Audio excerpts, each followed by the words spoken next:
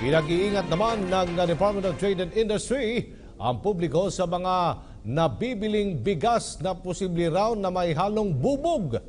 Sa isang Facebook post, inilabas na isang mamimili ang kanyang pagkadismaya nang malamang may halong bubog ang kanyang biniling bigas mula sa palengke.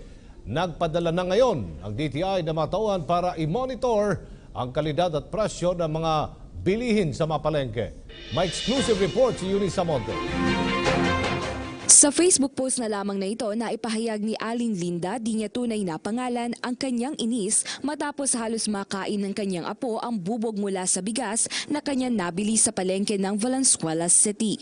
Aniya, 25 kilo ng dinurado na nagkakahalaga ng 39 pesos per kilo ang kanyang binili sa kanyang suki na dapat sana ay paghahatian pa ng buong pamilya. Talagang suki namin kasi yun. Ngayon lang nangyari yan sa amin. Dagdag ba ni Aling Linda, napaiyak na lamang siya sa takot na muntik niya na maipahamak ang kalusugan ng kanyang sariling apo dahil sa mga maliliit na piraso ng bubog na nakahalo sa bigas. Kinakain ko ng gano'n matigas. Niluha ko, bubog pala. Yun ang buti ka mo, hindi ko napakain ng apo ko, mag-isa kumakain yan . Kaya naman ang sadyain ng PTV News ang bahay ni Aling Linda ay agad niyang pinakita ang sako ng bigas na kanyang isasauli sa palengke. Kanya ring ipinakita ang ilan sa mga piraso ng bubog na kanyang naitabi na nakahalo sa bigas. Sinubukan natin kalkalin itong bigas na nakuha ni nanay at pangsyam na to sa nakuha nating mga bubog ngayong araw pa lamang. At kung tutuusin, delikado ito dahil kasing laki lamang ng butil ng bigas itong mga bubog na nakukuha natin kagaya nito. Kaya naman hiling ni Aling Linda, Tingnan naman nila, huwag naman pababayaan ang pagpasok ng bigas dito sa ating Pilipinas. sa panayam kay Department of Trade and Industry Undersecretary Chudoro Pascua, masusing minomonitor ng DTI ang kalidad at presyo ng mga produkto na itinitinda sa palengke at groceries kagaya ng bigas. Aniya, malaki ang posibilidad na may kinalaman ng supplier ng bigas sa nakitang bubog dito.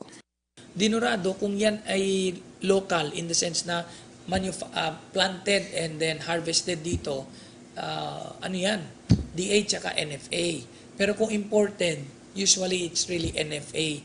Kasi sila yung nag-a-allow ng ng importations, sometimes customs pa.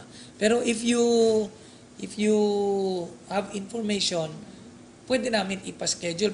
Dagdag pa ng kalihim, agad naman nilang iimbestigahan ang kasong ito sa tulong ng mga rumorondang opisyal ng FTEB at ng lokal na gobyerno. Samantala, pinayuhan niya rin ang mga mamimili na maging mapagmatsyag sa kanilang mga binibili, habang patuloy naman ang kanilang pagmomonitor sa mga bilihin sa merkado. Para naman kay Aling Linda, hindi na dapat maulit pa ang ganitong mga pangyayari lalo pat kalusugan ng pamilya ang nakataya dito. Dapat naman tignan nila ang pagpasok ng bigas dito sa Pilipinas man lang, para naman hindi damay-damay. Agad namang magpapadala ang DTI ng kanilang team sa tulong ng LGU upang maimbestigahan ang binilhan ng naturang bigas sa Valenzuela City. Hinikayat din ito ang publiko na makipagtulungan sa kanila sa paghuli sa mga produktong maaaring makahamak sa mga mamimili sa pamamagitan ng pagte-text o pagtawag sa DTI numbers na nakikita nyo sa inyong screen. Para naman kay Aling Linda, magsisilbi itong aral at babala sa mga kagaya niyang mamimili. Para sa PTV News, Eunice Samonte.